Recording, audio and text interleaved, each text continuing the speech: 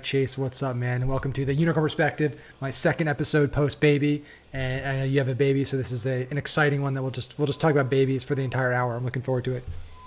Let's do it, man. How are you? How are you feeling?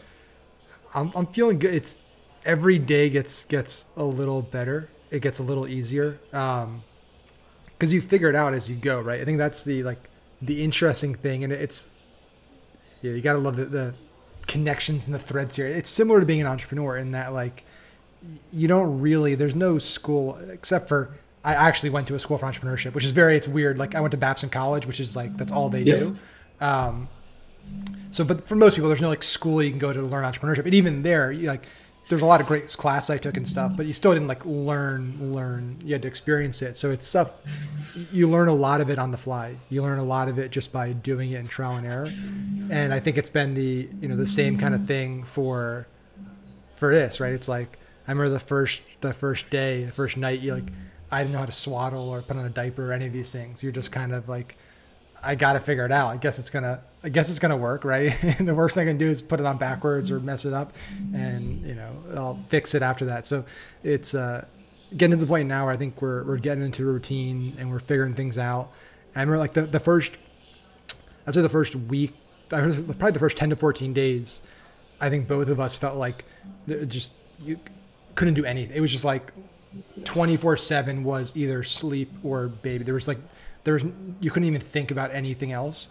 And then every day past that, it's okay, I can open my computer up for, a few minutes here, a few minutes here. And now it's I can open my computer and work for an hour or 2 hours at a time. So it's a process. You're kind of working through it.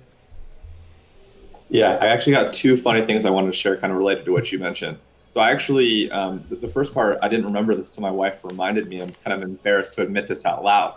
But when we were at the hospital, we had a bunch of people coming in and out, right? Nurses, doctors, this, that, and the other. And every single time I pretended that I didn't know how to change the diaper. I was okay trying to figure out the swaddle. But every single time I pretended to not know how to change the diaper. So I was still getting used to oh, this is gross. This is weird. I don't want to do this. So literally throughout the 3 days at the hospital, I didn't change a single diaper because I convinced every single nurse in person that I didn't know what I was doing. So that's kind of one funny story. And then kind of not a funny story, but just in terms of what you mentioned the first 2 or 3 weeks, same thing for me. I took a 3-week kind of paternity leave, didn't do any work. And all I was doing was focusing on the baby. I'm so happy in hindsight that I did that just because now I'm back at work. I know you're working a little bit as well.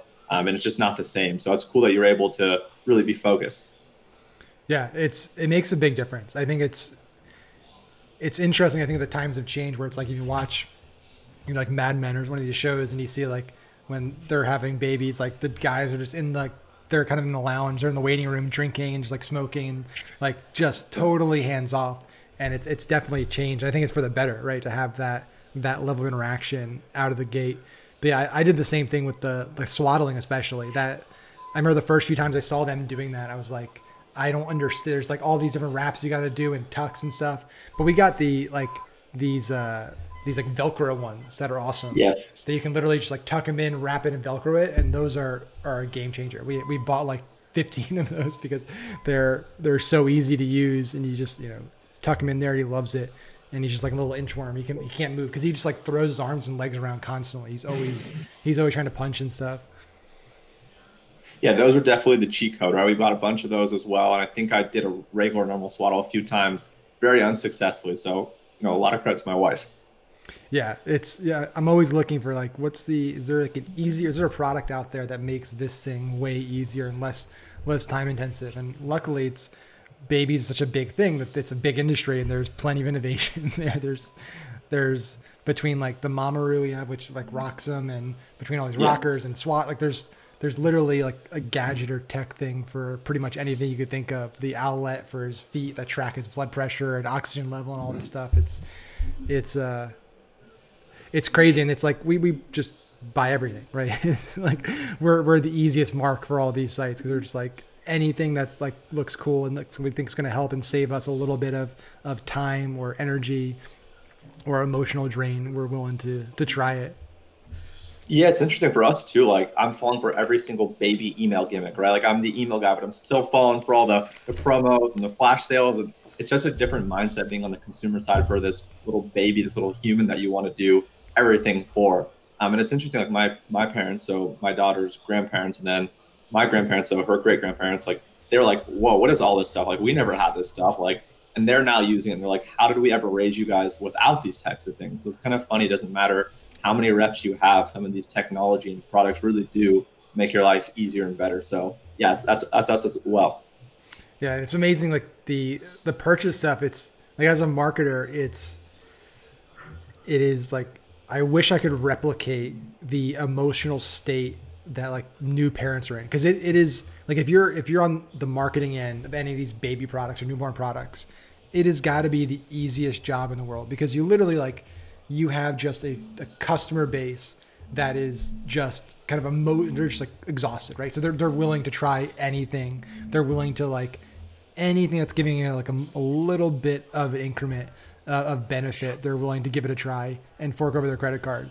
And so it's like, I don't think there's really much other stuff out there industry wise that has the same type of customer base where they're just like so primed and like looking for anything that can save them anytime, give them an extra few minutes of sleep, or make them feel a little more safe or secure. And I'm definitely envious of it. I'm like, I need to start a baby brand, some type of product or gadget for new parents. Yeah, 100% agree. I personally have not worked on a baby product, but my partner Nick Shackelford, who you've had on before, and I know you're buddies with as well. We have a client at our agency called Posh Peanut, and they make clothing for babies and kids. And I can't really talk to the numbers. I don't really work on that account. I don't want to give too much away, but they crush it. They absolutely. We have a ton of their stuff. We have matching outfits. We have it all. We're obsessed. Yeah, it's incredible. It's insane. We took them. My wife actually would get a kick out of this. I got to tell her. Larissa, well, he's sleeping. Their clients actually Posh Peanut. They work with Posh Peanut, so she'll get a kick out of that. Yeah, it's awesome. We have a bunch of Nick. I happen to be partners with him. I can't say I've done anything on the account, but it's really cool to watch them month over month really crush. No, it's awesome, and it's like anybody that's interested in seeing how like a really well done brand can build something, like to check them out, because the way they built their community and stuff, because they have.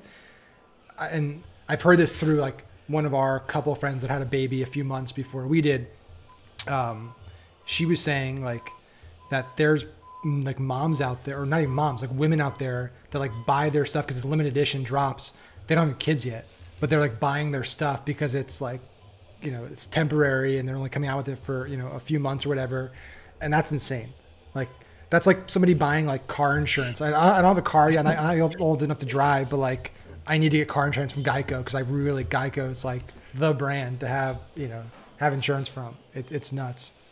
That's interesting. I didn't know that, although I do believe that. I have heard that there's actually like a secondary or third market for their stuff, like where people buy and just resell it, right? Yeah. Like they'll buy it now, even if they have kids or don't have kids, and then they'll try to make a margin on it by reselling it on Facebook groups and platforms. So pretty crazy, like what happens when you almost build a cult, for lack of a better word. Yeah, it's like, Yeezys or any, look at these companies like StockX now that have made, they're basically marketplaces for streetwear, sneakers, all that stuff. It's no different than that, right? You have a really in-demand brand that only sells a certain quantity of stuff, and people really want that stuff. But I will say it's like, it is, at some point you're like, this is kind of crazy how much you spend like for baby clothes that they're going to grow out of. I will say though, like those like sweatpants and shirts and stuff, insanely comfortable. Like when I'm holding him when he's wearing that stuff, it's like this is the good stuff. Like this is not one of those crappy onesies that cost $5, $10. This is worth the whatever they charge. It's like the Lululemon for babies.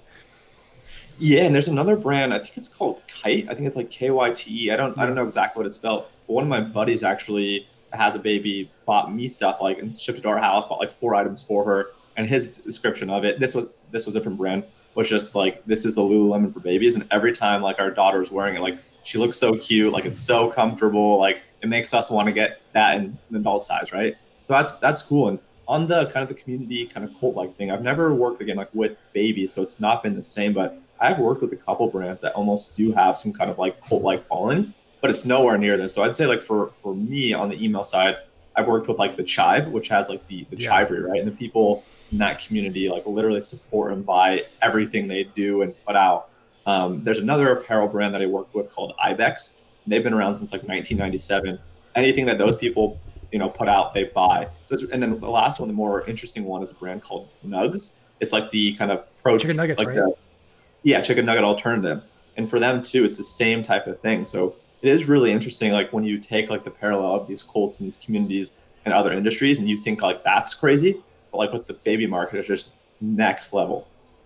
It is. It's funny actually. Like in the other room right now, I think we've just we just have Netflix playing on loop because we're down here. Like we're taking shifts and just like have something on. I think it's Yep. like the Leah Remini's Scientology A&E special. Like it's like it's like 3 seasons now. So it's just funny. We're actually watching all this cult stuff, but it's it's interesting. The like Nugs and these it always like fascinates me like what it is because it's hard to put a finger on it that truly makes a brand not and cult sounds it has a negative connotation but cult like in the sense that people are willing to go all in on it Yes. and will buy anything will do things that probably like aren't necessary, whether it's waiting in line for a week to buy an iPhone or whatever, like just not like seemingly rational things. You can just wait and buy it a few days later. You need to have it that day.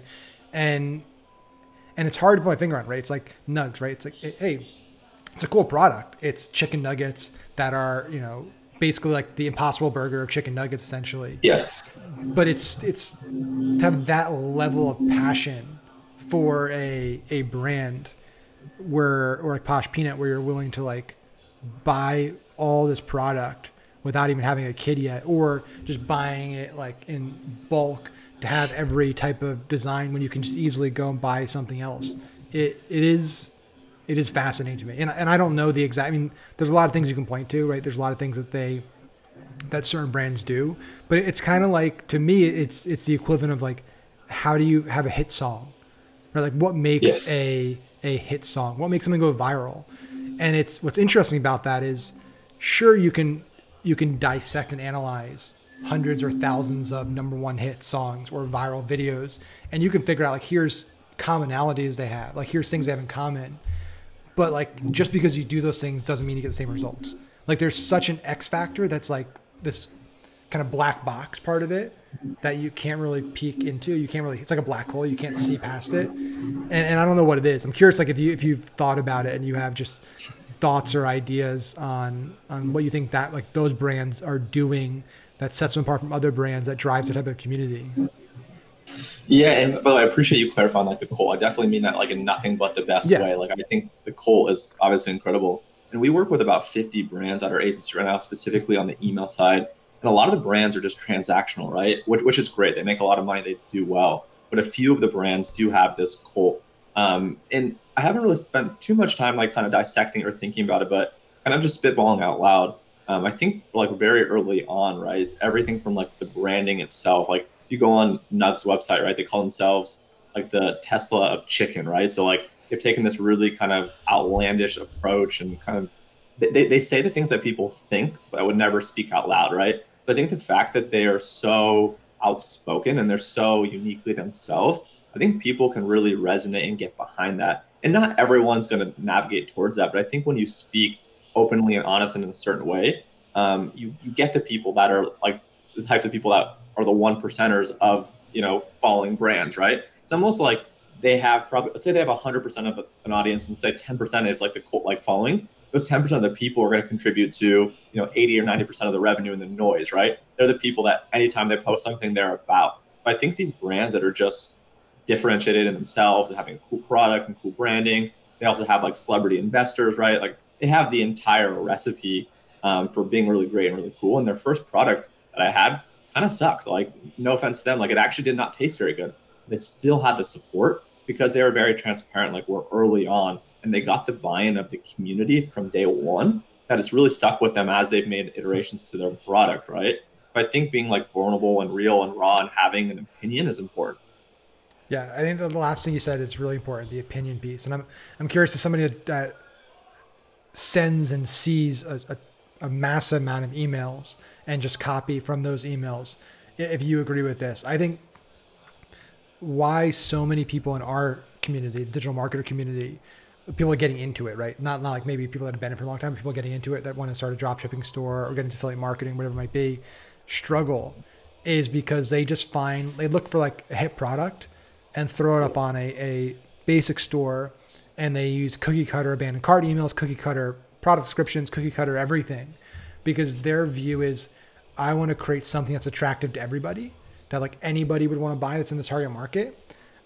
What I've come to believe over the years of doing this, especially with our bigger brands that we own and ones we run, is if you're not like hated by people, if there's not a group of people that like really like dislike what you're selling and dislike the brand, you're not going to have the other side of it, right? Like you can't have people that are magnetic to the brand, that love everything you do, without having people that hate it. And you look at any major brand that has massive goodwill on the balance sheet, right? Like whether it's Coke, whether it's Apple, there's a lot of people that hate Coke, that hate Apple, right? They're Pepsi people, they're Microsoft people. And there's this constant rivalry between those. You don't find people that are like indifferent about brands like that, right? You don't find people that are like, I could take it or leave it. I could have Coke or Pepsi, or maybe some people out there are like that. But most people, if you go to a restaurant, they're asking for a Coke or they're asking for a Pepsi. They're not saying like, hey, I'll have a soda, whatever soda you want to give me is fine. And I think that's why a lot of these direct consumer companies that have blown up have done really well, because they've had this really unique voice they've crafted from day one, and they really haven't cared whether they get shit from people, whether there's people that troll them or hate what they're doing or hate what they're about. They're like, this is who we want to speak to. This is our slice of the pie, and we're going to create a brand that they're going to be super energetic about and love. We're not going to try to create a brand that everybody's going to like, because then you're going to have a bunch of lukewarm customers. And I think that's the fear of being disliked causes a lot of people to not make the right decision, which is being somewhat polarizing, being somewhat opinionated, and actually having a brand like that. That's what having a brand is. Otherwise you're just like a product. You're just like a general store. There's nothing there if you don't have an opinion or a voice or a meaning behind what you're doing. Yeah, absolutely. And I think this word I'm going to use probably has a negative stigma as well. But like the word that I think of is polarizing, right? Like you're polarizing, right? People either love you or hate you. There's really no kind of in between. And I think most people that focus on the in between, right? That's no man's land. That's where, again, brands that we work with that do well are transactional, but you really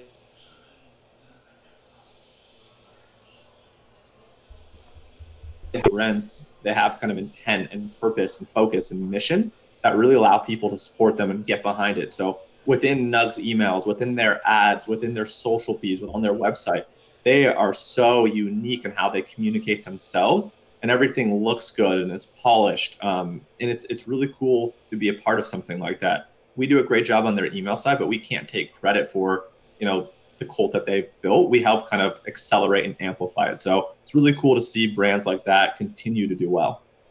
Yeah. And just the final thing I'll say on this, like anybody that kind of doubts that you can't be successful by being polarizing, like there hasn't been a single, I'm not gonna talk politics here, but like there hasn't been a single person that's won the presidency that hasn't been hated by about half the country. Or like you win basically the most competitive thing you can win, the highest office in the world, the most powerful person in the world, every 4 years that gets elected has about half the country that hates them. Like it doesn't just dislike him, like hates that person.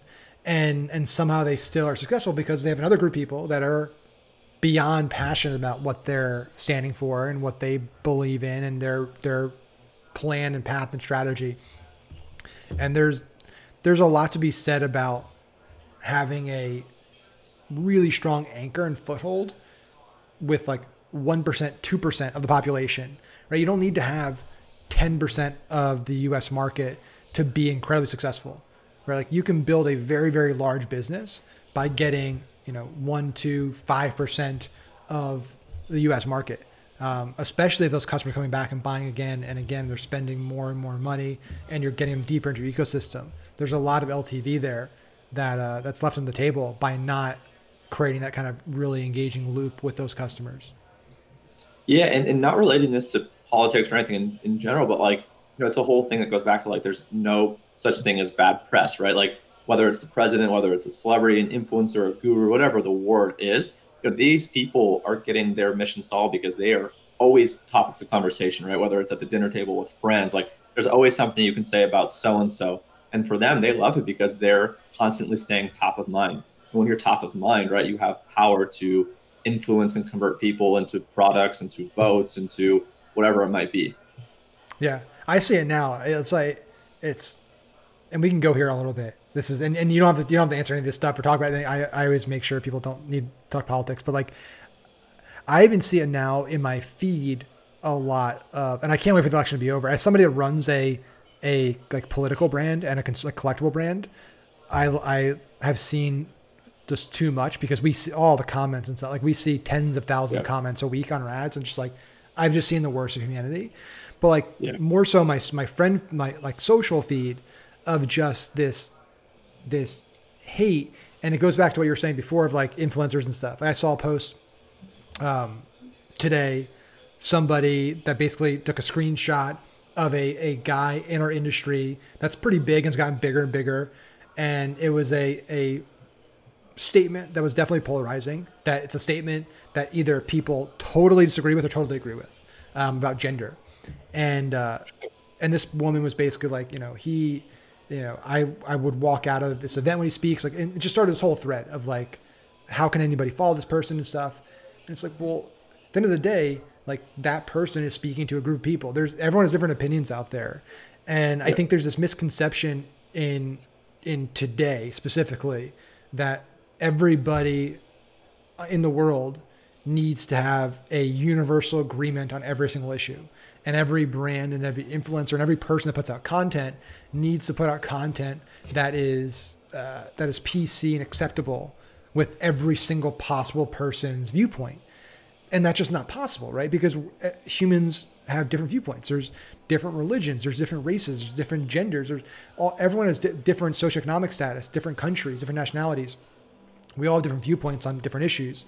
And that person that was written about, like, he's not going to, that post is going to do nothing to him. If anything, it's going to just further engage the people that follow him, because it's reaffirming their belief that people on this side are hostile and inflammatory, and vice versa. People on this side that say things, it kind of lifts these people. And I think that's what's interesting about this whole thing is if your game or your mission is to say this person's viewpoint is not acceptable, we need to destroy it essentially, and they can't share it, then don't talk about it, right? Like every time you talk about it, even if it's to say how bad it is, you are starting this long thread that's amplifying it, right? And now it's bringing more of those people into your feed, and your friends are now seeing it, and then like it's a lose-lose scenario. And it's interesting watching these things as a marketer specifically, because it's like people let their emotions make their kind of their decision-making part of their brain a little weaker, right? It negates that, because if they were actually thinking about my goal, which is to get somebody to change their mind or change their viewpoint or accomplish my goal, they would go about a different way. But it's like, I need to be heard. I need to say these things. And in doing so, you're kind of hurting your own viewpoint and hurting your own angle. And it's interesting to watch all this happening. Like it's as a bystander, it's pretty interesting. Yeah, I'm very much a bystander as well. I don't really like to get involved in this. I don't feel like my opinion on these matters is important to people. If they want it, they can ask me directly, and I'm happy to have a conversation, one-to-one. But I don't feel like just interjecting myself into something just cause. But yeah, it's interesting. Like I've noticed too with friends and family that by them sharing, their polarizing opinion to what someone else said, they're actually getting the inverse, out of it, right? They think that they're doing good and they think that they're supporting this, but they're actually now opening up themselves to have both positive and negative things, right? So it's almost like this downward spiral that never ends. So it's almost better to just be like, hey, I'm not about this person, I'm out, but it's not your job to say you should be out too, right? So it's kind of interesting. Yeah, exactly. And Quinn just woke up, so if you hear him crying in the background, that's for anybody listening right now, that's what happens when you have a newborn. It's you can't schedule those things. So here's what I'm curious about. Like as let's go back before you're talking about you can't build the brands, but you can use email marketing and what you're doing to amplify the messaging, right? So are you guys, how selective are you in the onboarding process? Because I think a lot of agencies are like, hey, if you want to pay us, we'll accept you. But at least what we do, and I know a lot of other agencies are like, they become much more selective in who they decide to work with. Yes. So I'm curious what that process looks like for you guys. Yeah, so I mean, I think it's very much an iterative process, right? So I've been running the agency that I own well, I guess kind of quick backstory. So I started an email specific kind of e-commerce agency back in June of 2018 with a partner. And our agency was called Boundless Labs. And then in probably the first kind of end first quarter, beginning of second quarter of this year, we actually kind of did like a merger slash acquisition with Nick Shackelford's company, Structured Social. So now we're just going under the name of Structured, where we do on our team, we do specifically email marketing for e-commerce. They do paid social for e-com, right? So that's kind of like the now. But when we were first starting out, we took anyone and everyone that would pay us, right? Like we had no brands. We were just trying to get our footing. We were obviously charging pennies on the dollar. We were very transparent that we didn't have tons of experience, but that we had done these things in another field. So my background's like in audience building and cold email. So I was able to kind of parlay some of that experience to this world of e-commerce and kind of opt-in email in a really interesting kind of manner. But I was always very transparent with clients up front that like, hey, I'm really smart and I know I'm going to work really hard, but I don't necessarily know this specific thing. And yeah, early on, like we just took any and every client. And then it got to a point where it's like, oh man, not all clients are equal, right? This one client over here, sure, they're paying us X number of dollars every month, but they're distracting us and really ruining it for all these other clients over there. So over the 2.5 years, we've really gone from being like, sure, we'll take anyone and everyone to we'll take, half the people to now we're extremely selective. So for us, someone has to be doing $1 million in terms of annual revenue for us to even consider them, for them to be a good fit for us to be a good fit for them. They have to be using Klaviyo. They have to have a minimum of 10 to 15,000 subscribers, right? And they have to be cool people. So that's our criteria. Sometimes it's really to refine. Other times it's really loose, just based off of what kind of vibe we get and how quickly they're scaling. But by having these kind of criteria and constraints in place, it's really allowed us to work with clients we want to work with, not work with clients that we have to work with, type of thing. So at this point right now, we actually even have like a wait list for new brands because it's so important for us to deliver for our existing book of business, especially during Q4. So I know that was really long-winded, but yeah, we're very much in the bubble and kind of mindset today of working with the right client is more important than working with any client, but it wasn't always the case. That's great. And I think that waiting list angle, it's amazing what happens when you make it difficult to work with you. Like, I think that's another thing, takeaway from any listener right now that's new to the agency world, or they're starting their own service-based business. It seems counterintuitive to say no and how that could actually make you more money. But it's time and time again. It's when we've done it, anybody I know that's done it, when you start having a waiting list, when you start saying no to more people than say yes to, you get more people wanting to work with you. You're in demand, right? It's like, well, they have a waiting list of it. This agency, they said they'll start today. Like, they must really need my business. These guys told me that I can't work with them until I'm at this point, or I can't work with them for 6 months. Like, those are the guys I want to work with because obviously they're doing something right.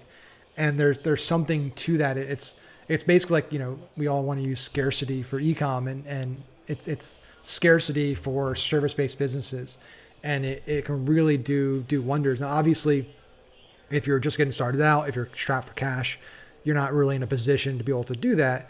But I think it's important to recognize, like, what are our goals with this agency? What are our goals with this business? What are we going to work towards? And I believe that most people should work towards that type of model where we're going to take on clients we need to take on to get going, but we're going to build to a point where we have a, much more selective and have a waiting list. Yeah, a couple of points I want to add. So obviously for us, like the waiting list kind of happened organically. It wasn't like, oh, we're going to be smart marketers and do a waiting list. So it was kind of like a byproduct of just doing really great work and really taking care of our clients. And then obviously, right, we were like, oh man, like by being, in demand, right, and having a wait list, more people are attracted to us. Instead of like kind of rushing and trying to make the wait list shorter, we're just keeping it at what it's at because it's worked for us, it's worked for our brands, it's worked for our team.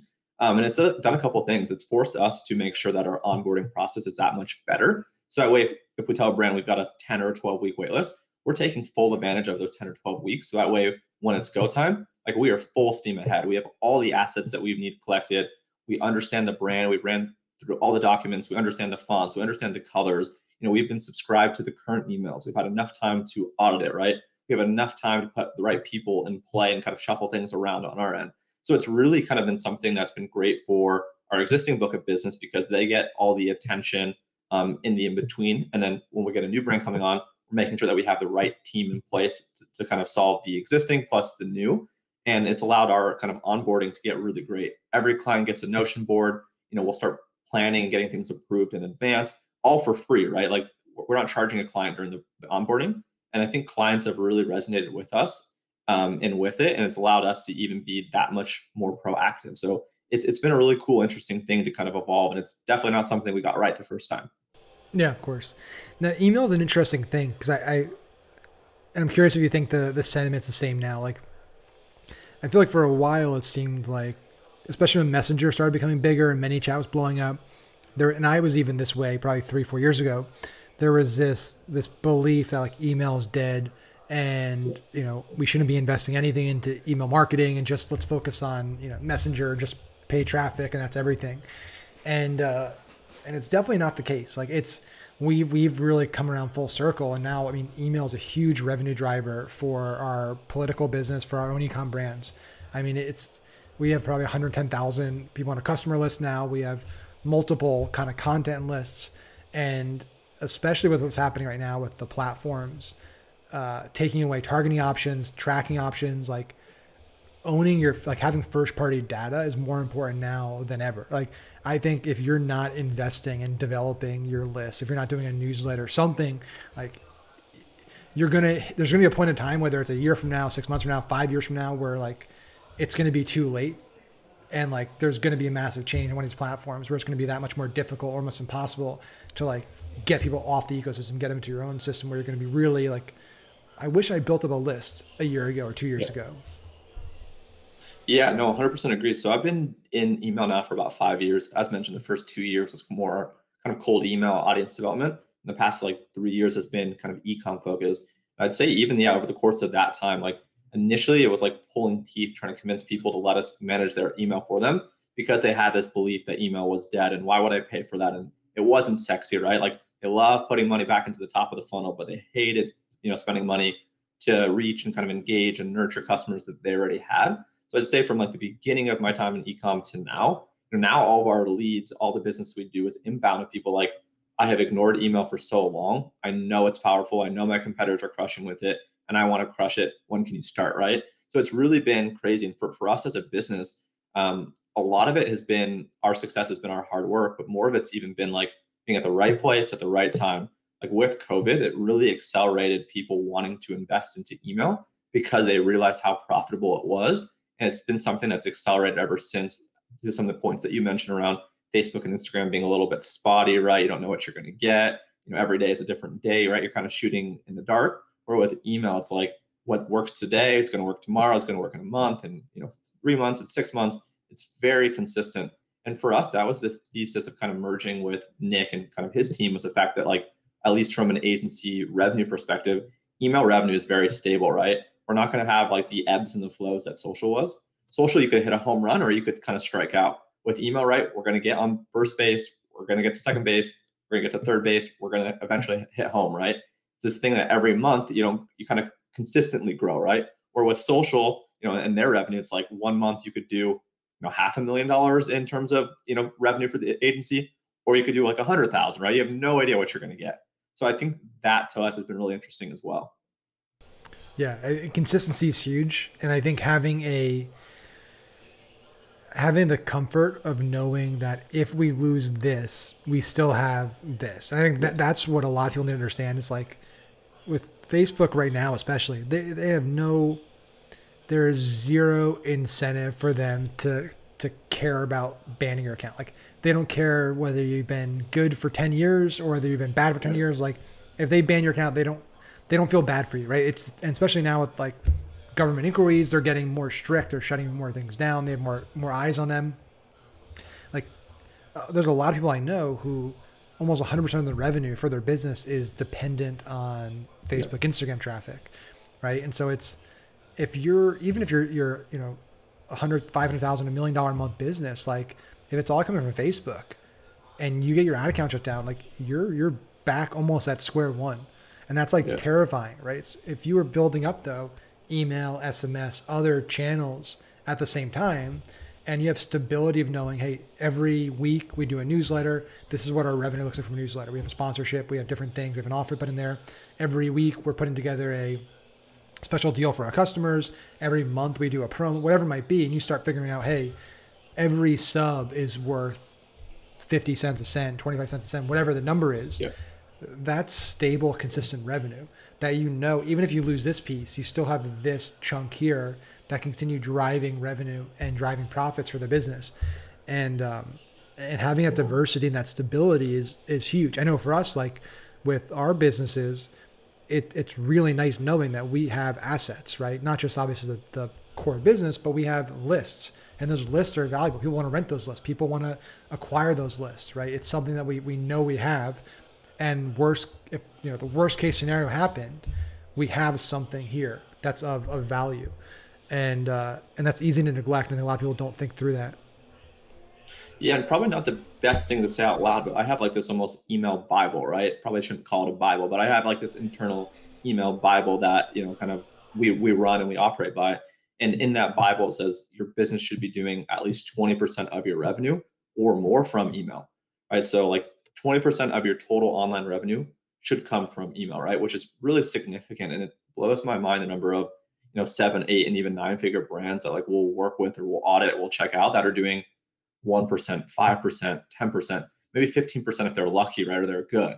So it's pretty mind blowing, like how much opportunity there is for most brands on email. So it's kind of cool to see a lot more people investing into it, whether that's doing it with us, doing it with another agency, doing it internally. It's really cool to see a lot more focused on email, especially now in Q4 where it's so crucial. Yeah, and this is the other thing. It's like going to Q4. That's where you can really, you should really be generating a huge chunk of your profits for the year. And you do that because through the last, 3 quarters, you've been acquiring leads, acquiring buyers.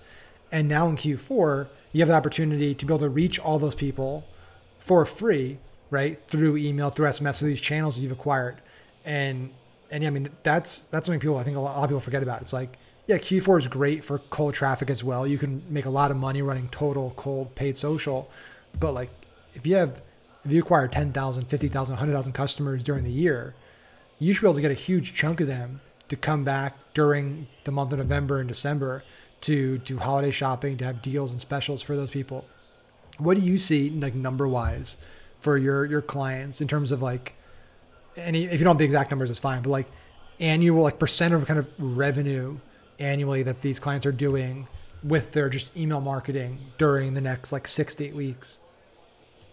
Yeah, so a lot of it's super dependent on how much money they're going to be spending, how much money they'll actually be able to spend on top of the funnel. Because the way that obviously you know this, but for anyone listening, the way that it works, right, is the more money that people spend on top of the funnel, the more your revenue as a dollar amount from email is going to increase, right? But the lower the percentage might be, just because you're pushing one thing really high and really hard.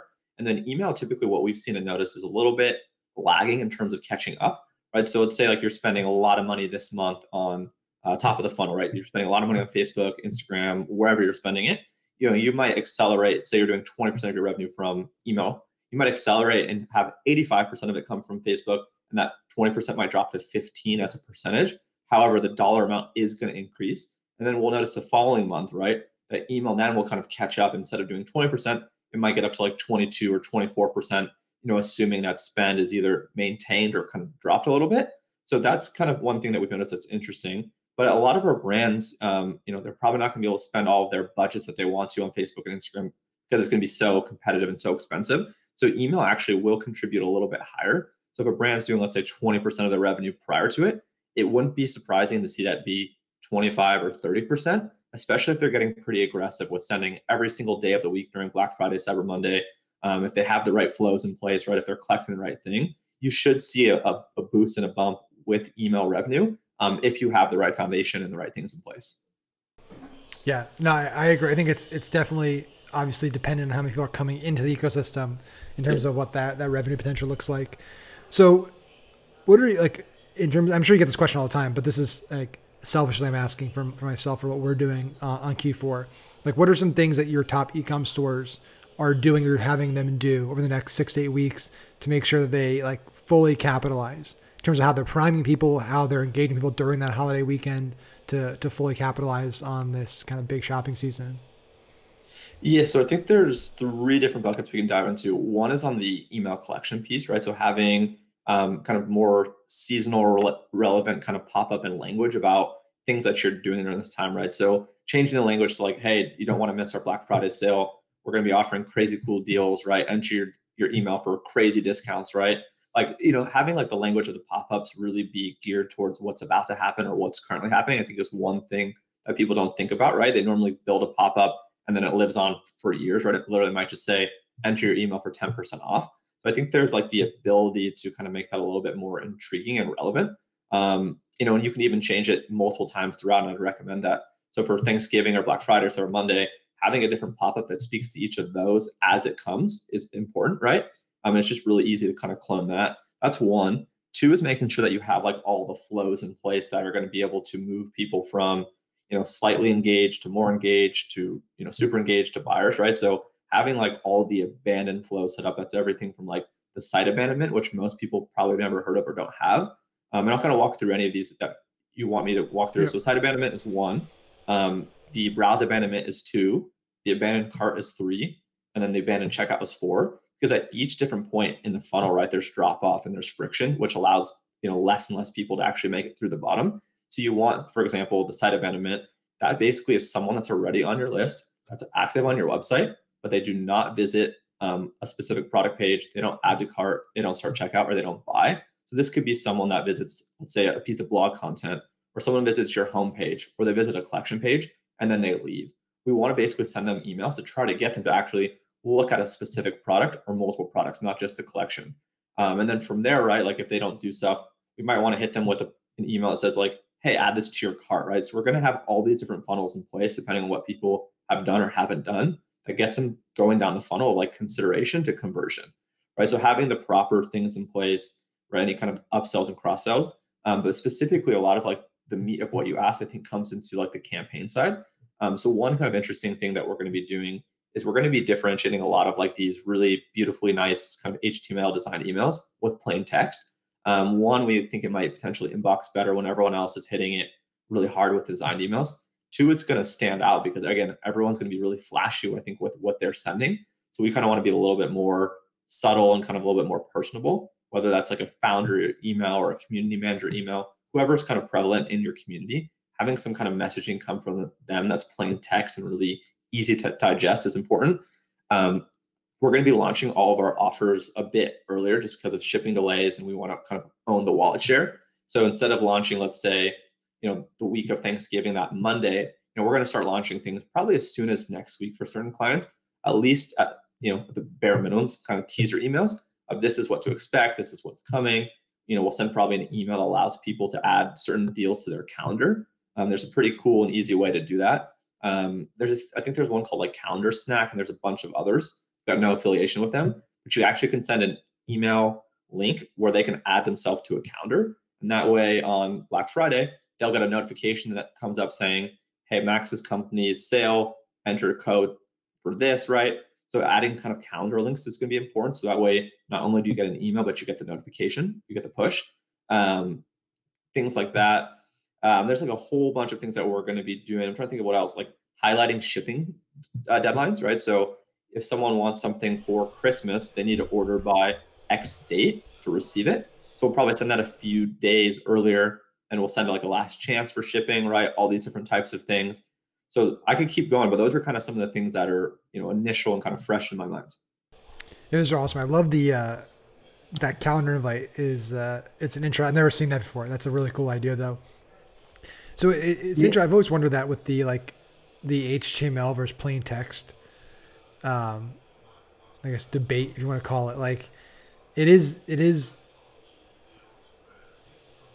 interesting in the sense that like, if you include beautiful emails, it's clearly from a brand. Like no friend or family member is sending you a polished HTML email, right? Unless it's like they're sending you an invite to like a wedding or a baby shower or something. But at the same time, it's like there's also some really cool emails that I've seen that are designed. And so I'm curious, like, are you seeing that be a trend, or is that more just like a Black Friday Cyber Monday thing you're doing, where it's moving back towards just using more like plain text raw emails to get deliverability higher and have more of an impact? Yeah, it's interesting. And I know a lot of people are like again, this is a polarizing thing, right? People are either like, it has to be plain text, always plain text. And other people are like, it has to be design, always design.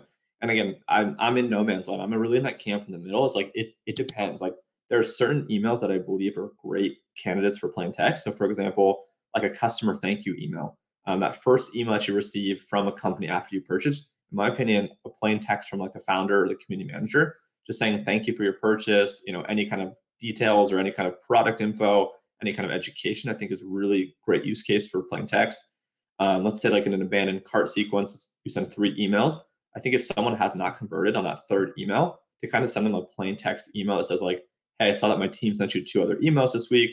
Wanted to see if you had any questions. Let me know. Just hit reply. That's another really great use case for plain text. And we've been testing more plain text than we typically would kind of over the past couple of weeks just to see what's happening. And I've been pleasantly surprised by like the conversions from that. I don't know if it's because it's a kind of a pattern breaker where they're so used to receiving design from that email, so getting something plain text. They're like, oh, this is kind of cool. It could be because it's inboxing better, right? I think there's a bunch of different reasons. I don't necessarily think all the time that just by plain text you're going to inbox higher, but I do think it could help. So we're always trying to test, and we are purposely doing it for Q4 to kind of stand out from the crowd. Because I think most people are going with the design, and it's kind of interesting. Like a lot of the reason that people work with our agency is because our design is so incredible. So it's kind of interesting to kind of go the opposite, where Nugs and some of these other brands that we work with, they are so focused on like visual that they'd rather make a little bit less money, kind of being direct response or conversion focused. But we try to take like the hybrid between the two. So hopefully that helps. And I think the last 1 or 2 other things that I was kind of recalling as we were talking through this that we're going to be doing. So for kind of Black Friday, Cyber Monday, kind of Q4 in general, we're going to be pushing a lot more like gift card and subscriptions kind of as a last ditch effort to get people to buy if they haven't already. So say, for example, you're trying to get something for Christmas and you missed the deadline to get something in hand to your wife or your son or whoever it might be. We're going to push towards you like buying a gift card or a gift certificate or some kind of subscription for them. So that way you're not empty handed. That's going to be something that we're trying more so this year than last year. And then this one's kind of more standard, but we're going to be building like a lot of like holiday gift guides, right? You've kind of seen and got some of those. But I think that's the other point that I'd mentioned in terms of like what we're doing on the Q4 side, if that's helpful. Yeah, definitely is. I think having last minute products, like last minute gift ideas is huge because you have a lot of people that kind of forget or they push and push and push, especially this year with how shipping delays, there's going to be a lot of shipping delays, a lot of issues. And people that maybe are used to get things on time every year, they're buying the same time, but now it's late and they're going to need something last minute. So I'm sure if you have a business out there, like figure out a way to create like a gift card for your product, figure out a way to make some type of like, scroll that they can print out and give to their, significant other or somebody Christmas morning, because there's a lot of people who wait till the last minute. I'm one of them. And giving those people the an option to get a really great gift in that time frame is going to make a lot of money. I think this year more than any year. So I want to be respectful of your time. I know we have a few minutes left. Like, what are just some high level thoughts, like the future of email? Because it's interesting thing because it's been around for so long in talking about the .com, in our world, and it obviously has evolved and changed in terms of the technology and some of the features and stuff. But at the same time, it's still like the format and just the experience is pretty much the same as it's been since day one. I'm curious what you think, like the email kind of landscape infrastructure is going to look like 3-5 years from now with all the innovations in AI, machine learning, all this kind of smart technology that's happening. Yeah, so I think the biggest and the most exciting thing for me is AMP, which is accelerated mobile pages. It's not rolled out everywhere. I haven't actually got an AMP email in my inbox from anyone, but it's something that we've been testing. It does take a couple, criterion things you have to meet. You have to have like a dedicated sending domain. You have to, be kind of technical to build it. So there are currently kind of some barriers to entry for it. And that's why I think most people probably haven't seen it yet. But basically what it does is these accelerated mobile pages, it's a kind of a technology that allows how we all know and interact with it is on landing pages, right? So for example, like say you can do like a carousel between products, right? You could actually do that within in email now, right? Where before you could only click an image and it would link out. You actually now through AMP, if you build it correctly, can actually scroll between 2, 3, 4, however many images within an email, which is pretty cool. There's also something called like an accordion, where if you click on, let's say a brand wants to have like their FAQ at the very bottom of an email, they're going to have it initially kind of like closed or stacked. If you click on, let's say, who is your product for, right? And then you click on it within the email, all the content will actually expand. So you can see the FAQ within email. And it just will allow you to be able to engage and interact with email much like you would a landing page. So I think that by far is going to be kind of the coolest thing over the next couple of years. That's one. Aside from that, like to the point that you made, email has been the same for so long that it's so important for people that are just starting out to make sure that you have coverage across the entire customer journey. So what I mean by that, right, is like having all the pre-purchase flows, things like the welcome series for non-buyers, things like the abandoned carts, the abandoned checkouts, the back in stock, right?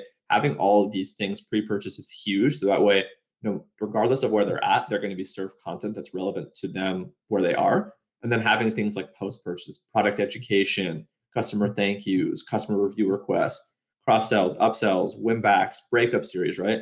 So to me, like, while the technology piece is really cool, that part's a little bit more advanced. I'd say for like the average company, just really investing in having the right infrastructure in place, making sure that when you send campaigns that you're hitting a 20% open rate or higher. That allows you to have strong deliverability, which means you have longevity of your channel.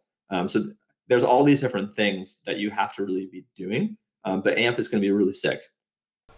Yeah, it's exciting. Those are some cool things, and I'm sure it's going to just keep, in the next few years, the advances we're going to see in AI and be able to kind of write personalize emails and flows more effectively for each individual user is going to be powerful. Especially, I think that's why like having the right tagging and right segmentations like today means a lot, because when these technologies and features roll out, when they will roll out in the next few years, it's going to be dependent on how much data you have, right, to make those things very effective. So it's good to set it up today so you're collecting things properly and building up the right database for those tools when they come down the pipeline. So for people that are listening right now and either want to work with you guys, I know you have a waiting list, either want to get on your waiting list and be like, hey, I don't care how long it takes, I want to work with this guy, or learn from you. I know you just came out the course. I know we'll have a link in the comments and everything for you, but just where can people go high level to get both those things? Yeah, so for me, I share a lot of content on Twitter. So my handle on Twitter is ecom chase diamond. There's no A in diamond. So ecom chase diamond. My last name is just Dimond. So Twitter is a really great way. And then, yeah, you'll link to the course. So I appreciate that. Yeah, follow me on Twitter, shoot me a DM. Happy to answer any questions from this or anything outside. Awesome, dude. Well, thank you so much for bearing with me. I know we rescheduled last minute because of a crying fit. And luckily, his crying fit started midway through our interview. If it had started before, we would have had to reschedule again. So I appreciate you bearing with me, man. And I'm envious that you're at the 6-month mark with your baby. I can't wait for 6 months to pass the 1 month, 2 month mark. I'm looking forward to it, and definitely want to have you back on again to dive deeper. Maybe we'll do a post Q4. We can do a Q4 recap of what worked for you guys. That would be cool. That'd be awesome, man. Well, congrats again to you and your wife, and thank you again for having me. I really appreciate it. Of course, dude. And thanks everyone for listening. We'll see you next week on the Unicorn Perspective. Have a good one, guys.